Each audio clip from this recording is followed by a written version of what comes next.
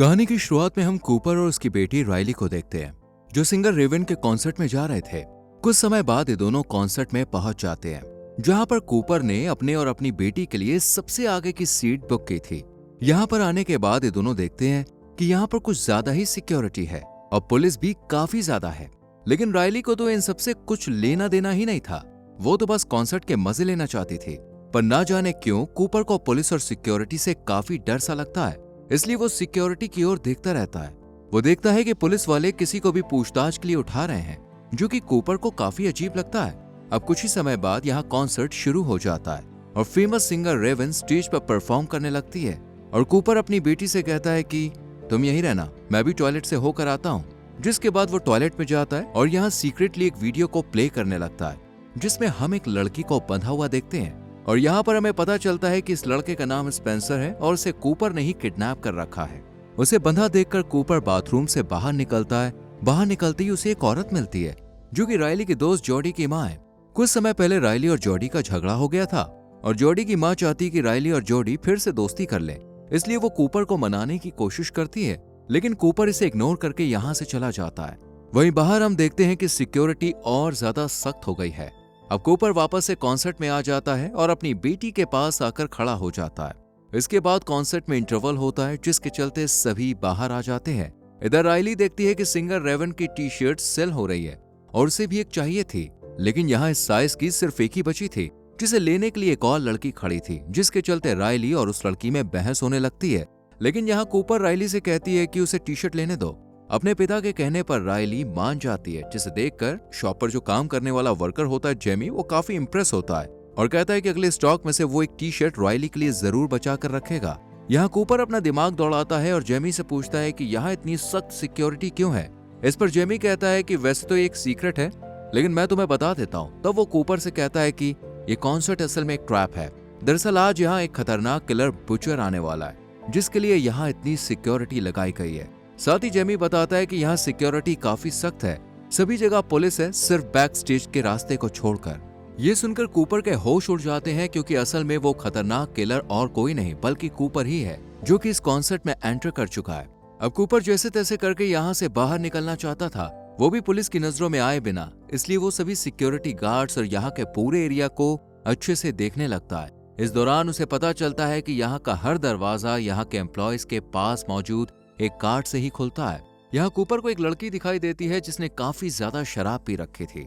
Cooper इस लड़की के पास जाता है और इसे सीढ़ियों से नीचे गिरा देता है, जिसके बाद यहाँ पर काफी लोग इकट्ठा हो जाते हैं। इस सब का फायदा उठाते हुए कूपर अपनी बेटी को लेकर यहाँ से भागने की कोशिश करता है, लेकिन भाग नहीं पाता, क्योंकि दरवाजे पर अभी भी सिक्योरिटी खड़ी थी। ये सब देखकर कूपर फिर से कॉन्सर्ट में शामिल हो जाता है। यहाँ रेवन की परफॉर्मेंस खत्म हो चुकी थी, इसलिए वो आगे गाना गाने के लिए अपने दोस्त पार्कर को बुलाती है, जो स्टेज के नीचे से निकल के आता है। अब जब कूपर उस जगह को देखता है तो उसे लगता है कि वो यहाँ से भाग सकता है, इसलिए वो अपनी बेटी से कहता है कि चलो हम वहाँ चलते हैं, बहुत मजा आएगा। पर राइली कहती है कि आज आपको क्या हो गया, आपको पता नहीं है कि वहाँ जाना अलाउ नहीं है। थोड़ी देर तक कूपर कॉन्सर्ट में ही रुकता है और कुछ समय बाद वापस से सेलर जेमी के पास आता है। यहाँ जेमी कूपर से कहता है कि अब वॉर स्टॉक लेने स्टोरेज रूम में जाने वाला है। इस पर कूपर उससे पूछता है कि क्या मैं भी चल सकता हूँ। जेमी जवाब में हाँ कहता है और ये दोनों स्टोरेज रूम की तरफ चल देते हैं। रास्ते में जेमी कूपर से उसका प्रोफेशन पूछता है। कूपर बताता है कि मैं एक फायर फाइटर हूँ। स्टोरेज रूम में जब जेमी टी शर्ट के बॉक्सेस उतार रहा होता है, तब कूपर उसका आईडी कार्ड चोरी कर लेता है। यहाँ जेमी कूपर से कहता है कि इस ट्रैप के बारे में सभी एम्प्लॉयज को पता है और कोई बाहरी शख्स धोखा न दे पाए, इसलिए पुलिस ने सभी को अलग अलग सीक्रेट कोड दिए हुए हैं। कूपर जेमी से पूछता है कि तुम्हारा सीक्रेट कोड क्या है। जेमी अपना सीक्रेट कोड कूपर को बता देता है और इसका सीक्रेट कोड था हैमिल्टन। यहीं पर जेमी कूपर को फ्री में एक टी शर्ट निकाल कर देता है, जिसके बाद ये दोनों ऊपर हॉल में आ जाते हैं। यहाँ पर कूपर जेमी का आईडी कार्ड यूज करके सभी रूम्स को चेक करने लगता है और कुछ समय के बाद वो एक रूम में पहुंच जाता है, जहाँ पर पुलिस की एक स्पेशल मीटिंग मौजूद थी। पुलिस को देखकर कूपर जरा भी घबराता नहीं है, बल्कि वो बिल्कुल ऐसा दिखावा करता है कि वो यहाँ का ही एक एम्प्लॉय है और सिर्फ यहाँ कॉफी पीने के लिए आया है। कूपर अपने लिए कॉफी लाता है और आराम से पीते हुए यहाँ से निकलता है, पर वो जाते समय एक ऑफिसर का वॉकी टॉकी चुरा लेता है, जिससे वो पुलिस की बातों को सुन सके। कूपर अब कॉन्सर्ट में आ जाता है और पुलिस के पास से लाए वॉकी टॉकी पर आवाज सुनने लगता है। यहाँ पर उसे पता चलता है कि पुलिस को यह पता है कि यहाँ एक खूनी आने वाला था लेकिन किसी ने भी उसे देखा नहीं है। ये सुनकर कूपर को थोड़ी खुशी होती है। अब यहाँ कूपर अपनी बेटी से कहता है कि मुझे फिर से बाहर जाना होगा क्योंकि मैं अपना क्रेडिट कार्ड बाहर ही भूल आया हूँ। मुझे आने में अगर देर हो जाए तो मुझे पार्किंग में मिलना। इसके बाद कूपर बाहर आ जाता है और वो फायर अलार्म बजाने के बारे में सोचता है ताकि भीड़ बेकाबू हो और वो भी लोगों के साथ मौका देखकर बच निकले। पर तभी वो वॉकी टॉकी पर लीडर की आवाज सुनता है जिसमें लीडर बोल रही थी कि खूनी भागने की कोशिश कर रहा होगा, इसलिए हो सकता है कि वो भीड़ को पैनिक करने की फिराक में हो। इसलिए अगर फायर अलार्म या कोई भी इमरजेंसी सिचुएशन अंदर होती है तो इसमें से सिर्फ बच्चों और महिलाओं को ही बाहर निकाला जाए और आदमियों को बाद में चेकिंग के बाद निकाला जाए। ये सुनकर कूपर फायर अलार्म को बजाने का प्लान छोड़ देता है और टेरेस से भागने की सोचता है, लेकिन यहाँ के दरवाजे पर भी सिक्योरिटी खड़ी हुई थी। अब कूपर की नजर किचन में जाती है, जहाँ जाकर वो गैस की फ्लेम को हाई करके खौलते तेल में कुछ बॉटल्स डाल देता है। कुछ समय के बाद वो बॉटल्स ब्लास्ट हो जाती हैं और एक लड़की जख्मी हो जाती है, जिसके बाद सिक्योरिटी समेत सभी उस लड़की को देखने जाते हैं। इतने में मौका देखते ही कूपर एक शेफ का एप्रन उठाता है और छत पर चला जाता है। पर जब उसे यहाँ भी पुलिस मिलती है तो वो नाटक शुरू कर देता है। वो पुलिस को कहता है कि मेरी दोस्त को किचन में हुए एक्सीडेंट में काफी चोट आई है जो मुझसे देखी नहीं गई, इसलिए मैं खुली हवा में चला आया। पुलिस उससे उसका सीक्रेट कोड पूछती है जिस पर कूपर हैमिल्टन बोलता है। फिर पुलिस उससे आईडी कार्ड भी मांगती है जिस पर कूपर थोड़ा घबरा जाता है, लेकिन जब वो एप्रन में हाथ डालता है तो उसे पॉकेट में रखा आईडी कार्ड मिल जाता है। कूपर उसे ही पुलिस को दिखा देता है जिसके बाद वो बच जाता है। अब हम देखते हैं कि कूपर नीचे आ चुका है और यहाँ उसे अपनी माँ का भ्रम होता है जो कि उसे अक्सर हुआ करता था। भ्रम में उसकी माँ उसे टॉर्चर करती थी। खैर अब हम राइली को देखते हैं जो कूपर को ढूंढते हुए बाहर आ चुकी थी। वो कूपर के पास आकर उसे कहती है कि अब आगे का कॉन्सर्ट मुझे तुम्हारे साथ ही देखना है। जिसके बाद कूपर फिर से कॉन्सर्ट में आ जाता है और यहाँ उसे राइली से पता चलता है कि सिंगर रेवन किसी रैंडम फैन को स्टेज पर बुलाने वाली है, जिसे स्टेज पर जाकर रेवन के साथ नाचने का मौका मिलता है और फिर उन्हें बैक स्टेज पर भी जाने दिया जाता है। बैक स्टेज की सुनकर कूपर काफी खुश हो जाता है क्योंकि वही एक रास्ता था जहां से वो बाहर जा सकता था। इसलिए वो दिमाग दौड़ाता है और कुछ ऐसा करता है जिससे इतने सारे फैंस में से सिर्फ उसकी बेटी को ही स्टेज पर जाने का मौका मिले। कूपर अब एक क्रू मेंबर के पास जाकर रेवन की तारीफ करने लगता है। वो क्रू मेंबर बताता है कि मैं रेवन का मामा हूँ और उसकी तारीफ करने के लिए धन्यवाद। अब कूपर रेवन के मामा को बताता है कि मेरी बेटी रेवन की बहुत बड़ी फैन है और उसे कैंसर की बीमारी है, लेकिन जब से वो यहाँ आई है वो काफी खुश है और वो चाहती है कि रेवन के साथ स्टेज पर परफॉर्म करे। तो क्या ऐसा हो सकता है? ये सुनकर रेवन के मामा को राइली पर दया आ जाती है और आज की लकी गर्ल वो राइली को ही बना देते हैं। जिसके बाद राइली को स्टेज पर जाने का मौका मिलता है। वही स्टेज की साइड में खड़ा कूपर एक लड़की को देखता है जो बेहोश होने वाली थी। फिर वो उसे उठाकर मेडिकल रूम में ले जाता है। यहाँ क्रू मैनेजर समझती है कि कूपर काफी अच्छा आदमी है। कुछ समय के बाद क्रू मैनेजर राइली और कूपर से कहती है कि बाकी का कॉन्सर्ट वो यहाँ स्टेज के पास से देख सकते हैं। यहाँ कूपर मैनेजर से पूछता है कि क्या वो पीछे के रास्ते से निकल सकते हैं क्योंकि वहाँ भीड़ नहीं होगी। मैनेजर उसे हाँ कह देती है। अब कॉन्सर्ट खत्म होने के बाद मैनेजर इन दोनों को बैक स्टेज ले जाती है और पीछे का रास्ता दिखाती है, लेकिन यहाँ भी पुलिस थी, यानी कूपर यहाँ से भी नहीं निकल सकता था। इसके बाद कूपर अपना दिमाग दौड़ाने लगता है कि वो बाहर कैसे निकले। तभी इसके पास सिंगर रेवन आती है जो कि राइली को बाय बोलने आई थी। यहाँ कूपर रेवन से कहता है कि मुझे तुमसे अकेले में थोड़ी बात करनी है। रेवन मान जाती है और ये दोनों एक खाली रूम में जाते हैं।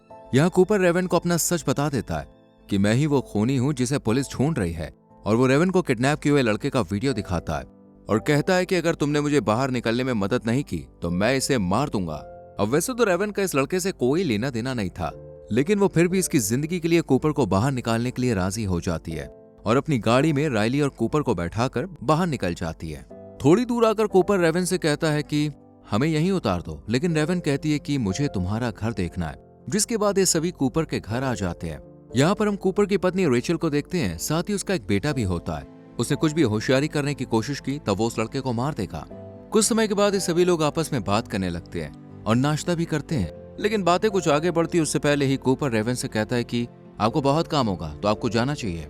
रेवन कहती है कि वो जाने से पहले इनके पियानो पर एक गाना गाना चाहती है। जिसके बाद रेवन और राइली दोनों मिलकर गाना गाती है। कूपर इन दोनों की वीडियो बनाने लगता है, लेकिन जैसे इनका गाना खत्म होता है तो रेवन कूपर से मोबाइल छुड़ाकर बाथरूम में चली जाती है। कूपर जोर जोर से दरवाजा नॉक करता है, लेकिन रेवन दरवाजा नहीं खोलती, बल्कि वो फोन से उस लड़के स्पेंसर से बात करती है और उससे पूछती है कि तुम कहाँ हो। वो बताता है कि उसने यहाँ पास में शेर की टूटी मूर्ति देखी थी और वो जिस जगह बंद है वहां का दरवाजा ब्लू है। जिसके बाद रेवन सोशल मीडिया के जरिए सभी को बताती है कि जिसने टूटी हुई मूर्ति देखी है और उसके पास कोई ब्लू दरवाजा देखा है तो वो फौरन जाए और उस नीले दरवाजे वाले कमरे के अंदर बंद लड़के को बचा ले। इतना सब करके रेवन फौरन अपने ड्राइवर को मैसेज करती है कि वो पुलिस को यहाँ भेजे। अब तक कूपर मास्टर की से दरवाजा खोलकर अंदर आ जाता है। वो अपनी फैमिली को ऊपर के रूम में बंद करके आया था। वो रेवन को पकड़ लेता है और फोन के जरिए देखता है कि स्पेंसर को किसी ने बचा लिया है। फिर वो रेवन को अपनी कार में बैठाकर यहाँ से निकलने लगता है, लेकिन वो देखता है कि उसकी फैमिली उसकी कार के सामने है जो ऊपर के रूम से भाग निकली थी।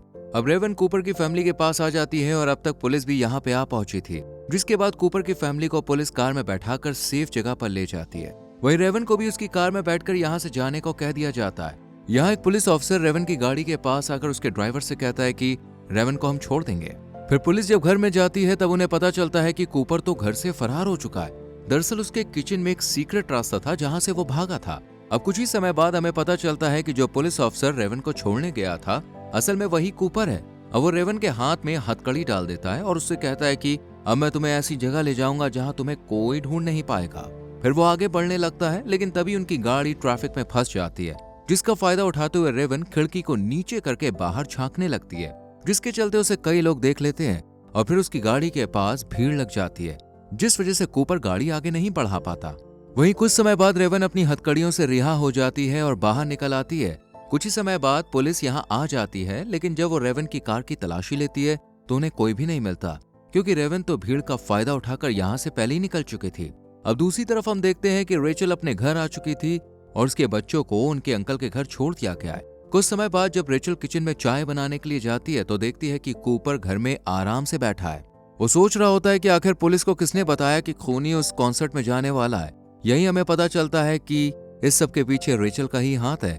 दरअसल पहले वो समझती थी कि कूपर का किसी के साथ चक्कर है, लेकिन जब उसने उसका पीछा करना शुरू किया तो उसने देखा कि कूपर एक सीक्रेट जगह पर गया था, और जब रेचल वहां पर गई तो उसे वहां पर एक टेबल और कुर्सी के अलावा कुछ भी नहीं दिखा।